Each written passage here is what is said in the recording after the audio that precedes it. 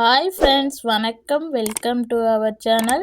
இன்றைக்கி சுவையான வான்கோழி பிரியாணி எப்படி செய்கிறதுன்னு பார்க்கலாம். பிரியாணினாவே பொதுவாக எல்லாருக்கும் ரொம்ப பிடிக்கும். அதுலேயும் இந்த வான்கோழி பிரியாணி டேஸ்ட்டு ரொம்ப அட்டகாசமாக இருக்கும், ரொம்ப சுவையாக இருக்கும். இது ரொம்ப சிம்பிளாக செஞ்சிடலாம். ஸ்டெப் பை ஸ்டெப்பாக ரொம்ப ஈஸியாக எப்படி செய்கிறதுன்னு சொல்லியிருக்கேன். இந்த வான்கோழி பிரியாணி எவ்வளோ ஈஸியாக செய்ய முடியுமோ அவ்வளோ ஈஸியாக நான் சொல்லி கொடுத்துருக்கேன். வாங்க வீடியோவில் போய் இந்த சுவையான வான்கோழி பிரியாணி எப்படி செய்கிறதுன்னு பார்க்கலாம். நான் இன்றைக்கி முழு வான்கோழி எடுத்திருக்கேன். இதுதான் நம்ம இன்றைக்கி பிரியாணி செய்ய போகிறோம். இப்போ ஒரு பாத்திரத்தில் மீடியம் சைஸ் வெங்காயத்தில் ஒரு 3 வெங்காயத்தை கட் பண்ணி சேர்த்துக்கிறேன். வெங்காயம் எவ்வளோ எடுத்தோமோ அதே அளவு தக்காளியும் கட் பண்ணி சேர்த்துக்கிறேன். ஒரு 4 தக்காளி பழத்தை கட் பண்ணிவிட்டு சேர்த்துருக்கேன். ஒரு 10 பச்சை மிளகாய் சேர்த்துக்குங்க. உங்கள் காரத்துக்கு ஏற்ப நீங்கள் சேர்த்துக்குங்க. 1/4 டீஸ்பூன் மஞ்சள் தூள், தேவையான அளவு உப்பு, 1 டீஸ்பூன் அளவு எண்ணெய் சேர்த்து ஒரு 2 டேபிள் ஸ்பூன் அளவு தண்ணியோடு சேர்த்து மிக்ஸ் பண்ணிக்கோங்க.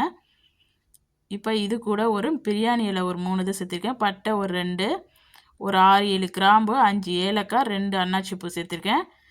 இப்போ இதெல்லாம் சேர்த்து நல்லா மிக்ஸ் பண்ணிக்கலாம்.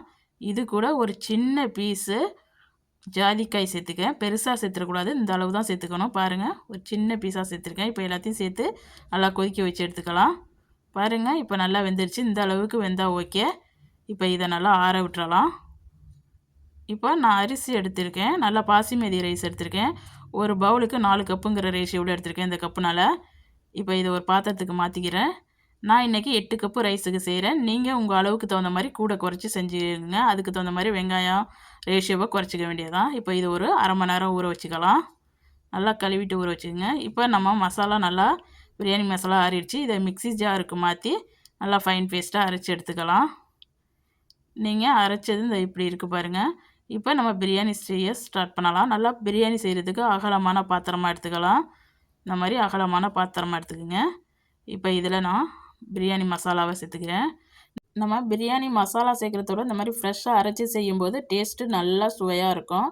2 டேபிள் ஸ்பூன் அளவு மிளகாய்த்தூள், 1/2 டீஸ்பூன் மல்லித்தூள், 1/4 டீஸ்பூன் மஞ்சள்தூள், 1/2 டேபிள் ஸ்பூன் கரம் மசாலா சேர்த்துருக்கேன், 1/2 டீஸ்பூன் ஜீரகத்தூள் சேர்த்துருக்கேன். இப்போ இது கூட 2 டேபிள் ஸ்பூன் அளவு இஞ்சி பூண்டு பேஸ்ட்டு சேர்த்துக்கலாம். நல்லா ஃப்ரெஷ்ஷாக அரைச்சிட்டு அப்புறம் சேர்த்துக்குங்க. 1 கப் அளவு தயிர் சேர்த்துருக்கேன். நல்லா கட்டி தயிராக சேர்த்துக்குங்க. இப்போ இது கூட எலுமிச்சம்பழ ஜூஸு ஒரு 1/2 கப் அளவுக்கு சேர்த்துக்கலாம். நல்லா ஃப்ரெஷ்ஷாக புளிஞ்சிட்டு அப்புறம் சேர்த்துக்குங்க. இப்போ இது கூட பிரியாணி இலை 2, ஒரு ஜாவித்திரி பூ, சின்ன பீஸு கல்பாசி சேர்த்துக்கிறேன், ஒரு ஸ்டார் பூ சேர்த்துக்கிறேன், ஒரு 6-7 கிராம்பு சேர்த்துக்கிறேன், ஒரு பட்டை சேர்த்துருக்கேன், 2 டேபிள் ஸ்பூன் அளவு நெய் சேர்த்துக்கலாம். இந்த நெய் சேர்க்கும்போது நல்லா சுவையாக இருக்கும். இப்போ ஒரு டேபிள் ஸ்பூன் அளவு எண்ணெய் விட்டுக்குங்க.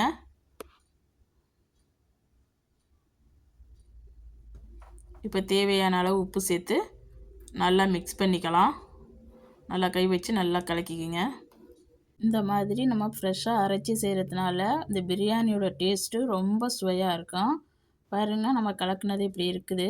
இப்போ இது கூட நம்ம ரெடி பண்ணி வச்சுருக்க வான்கோழியை சேர்த்துக்கலாம். ரொம்ப பெரிய பீஸாக கட் பண்ணாமல் மீடியமான பீஸாக கட் பண்ணிடுங்க. அப்போ பிரியாணிக்கு நல்லாயிருக்கும். இப்போ இதை சேர்த்து நல்லா மிக்ஸ் பண்ணிக்கோங்க.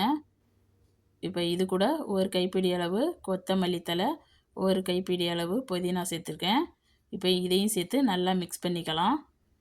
இப்போ இதெல்லாம் சேர்த்து நல்லா மிக்ஸ் பண்ணுறதுனால இந்த புதினா கொத்தமல்லியோட ஃப்ளேவர்லாம் இறங்கி பிரியாணிக்கு கூடுதலாக சுவையாக தரும். இப்போ நல்லா மிக்ஸ் பண்ணியாச்சு. இப்போ இந்த ஸ்டேஜில் உப்பு, புளிப்பு, காரம்லாம் கரெக்டாக இருக்கான்னு பார்த்துட்டு பத்தாட்டின்னு நீங்கள் இந்த ஸ்டேஜில் போட்டு மிக்ஸ் பண்ணிக்கலாம். நான் உப்பு கொஞ்சம் குறைவாக இருக்குது, உப்பு போட்டு மிக்ஸ் பண்ணிக்கிறேன். இப்போ நல்லா உப்பு போட்டு மிக்ஸ் பண்ணியாச்சு.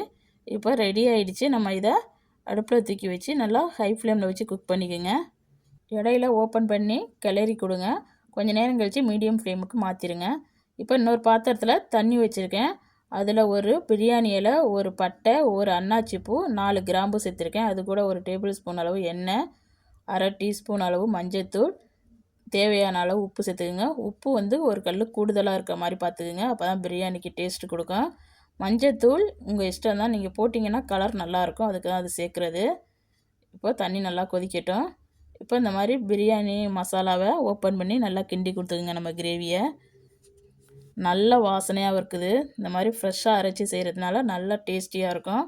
பாருங்கள், தண்ணி நல்லா கொதிச்சிடுச்சு. இப்போ நம்ம தண்ணியை வடிச்சிட்டு ரைஸை உள்ள சேர்த்துக்குங்க. ஊற வச்ச ரைஸில் தண்ணியை வடிச்சிட்டு சேர்த்துக்குங்க. உப்பு ஒரு கல் கூடுதலாக இருக்க மாதிரி பார்த்துக்குங்க. உப்பு குறைஞ்சிச்சின்னா இந்த ஸ்டேஜில் போட்டு குக் பண்ணிக்கோங்க. ரொம்ப ரைஸ் வெந்துடக்கூடாது. ஒரு 70% தான் வேகணும். பாருங்கள், 50% வெந்துச்சுன்னா நம்ம தண்ணி ஊற்றுற மாதிரி இருக்கும். நம்ம அது இப்போ தண்ணியெல்லாம் எதுவும் ஊற்ற போகிறதில்ல. அதனால் 70% வெந்துடுச்சு. வடித்த ரைஸ் இப்படி இருக்கணும். பாருங்கள், இந்த அளவுக்கு குக் பண்ணினதை வடித்து எடுத்து வச்சுக்கோங்க தனியாக. இப்போ நம்மளுக்கு ரைஸ் ரெடி ஆகிடுச்சு.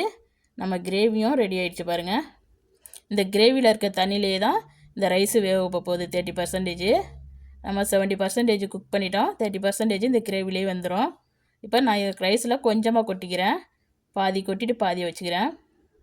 இப்போ பாதியை கொட்டிட்டு நம்ம இதை லைட்டாக மிக்ஸ் பண்ணிக்கலாம் இந்த கிரேவியோட.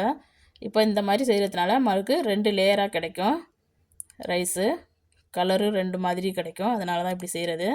இப்போ லைட்டாக மிக்ஸ் பண்ணி வச்சு ரைஸ் உடஞ்சிராமல் மிக்ஸ் பண்ணிடுங்க. இப்போ இது மேலேயே மீதம் இருக்க ரைஸையும் கொட்டிக்கலாம். கொட்டிட்டு இதை நல்லா சமப்படுத்தி விட்டுருங்க.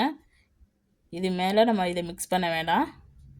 இப்போ இது மேலே நான் ஒரு 2 டேபிள் ஸ்பூன் அளவு நெய் சேர்த்துக்கிறேன். நெய் சேர்க்குறதுனால நல்லா டேஸ்ட்டு கொடுக்கும். கண்டிப்பாக இதை சேர்த்துக்குங்க.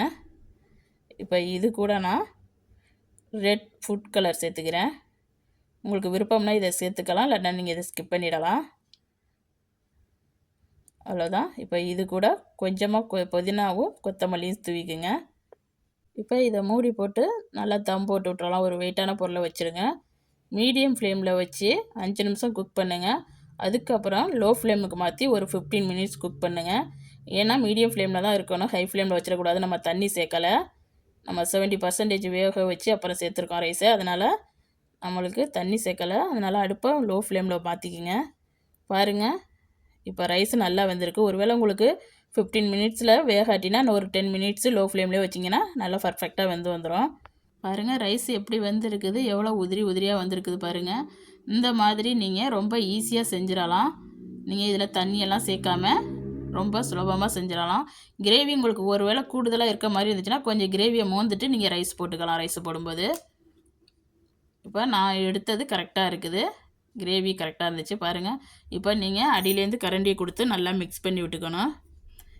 நம்ம உள்ள இருக்குது வான்கோழி கறியெல்லாம் அதெல்லாம் மேலே வர்ற மாதிரி அரிசியை உடைச்சிடாமல் நல்லா மிக்ஸ் பண்ணிக்கோங்க. பாருங்கள், எல்லாத்தையும் மிக்ஸ் பண்ணிட்டேன். நம்மளுக்கு பர்ஃபெக்டான வான்கோழி பிரியாணி ரெடி ஆகிடுச்சு. இதுக்கு ஒரு தயிர் பச்சடி செஞ்சுக்கலாம். பாதி வெங்காயத்தை பொடிசாக கட் பண்ணிவிட்டு, பாதி கேரட்டு, ஒரு சின்ன பீஸ் இஞ்சி எல்லாத்தையும் பொடிசாக கட் பண்ணிவிட்டு, அது கூட தயிர் சேர்த்து கொஞ்சமாக உப்பு சேர்த்து மிக்ஸ் பண்ணிட்டேன். அவ்வளோதான், நம்ம தயிர் பச்சடி ரெடி ஆகிடுச்சு. இப்போ நம்ம வான்கோழி பிரியாணியை டேஸ்ட் பண்ணிடலாம். இப்போ ஒரு பிளேட்டுக்கு மாற்றிக்கிறேன். பார்க்கும்போதே தெரியும், ரொம்ப டேஸ்டியான வான்கோழி பிரியாணி சூப்பராக ரெடி ஆகிடுச்சு. பாருங்கள், எவ்வளோ உதிரியாக எவ்வளோ சூப்பராக ரெடியாக இருக்குன்னு. நீங்களும் உங்கள் வீட்டில் செஞ்சு பார்த்துட்டு எப்படி வந்துச்சுன்னு கமெண்டில் சொல்லுங்கள். இந்த வீடியோ பிடிச்சிருந்துச்சுன்னா இந்த வீடியோவுக்கு லைக் கொடுங்க. மறக்காமல் என் சேனலை சப்ஸ்கிரைப் பண்ணி வச்சுருங்க. இந்த வீடியோ பார்த்த அனைவருக்கும் நன்றி.